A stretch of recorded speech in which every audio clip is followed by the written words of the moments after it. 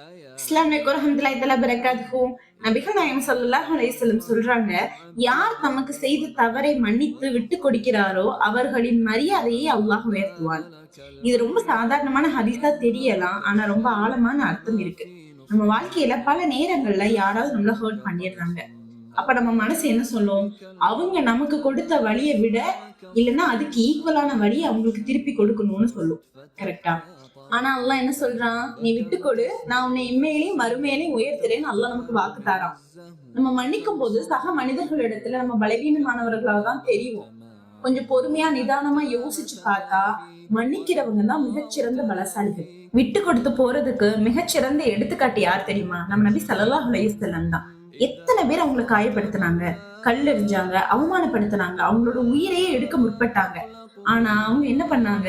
யா அல்லாஹ் இவங்க அறியாமையில செய்யறாங்க, இவங்களை மன்னிச்சிடுன்னு அல்லாஹ்ட்ட துவா கேட்டாங்க. அவ்வளவு நெருக்கடியான சூழல்லையும் அவங்களுக்கு தீங்கு செய்ய நினைச்சவங்களுக்காகவே துவா செய்யற மனசு நபிகள் ஸல்லல்லாஹு அலைஹி வஸல்லம் இருந்திருக்கு.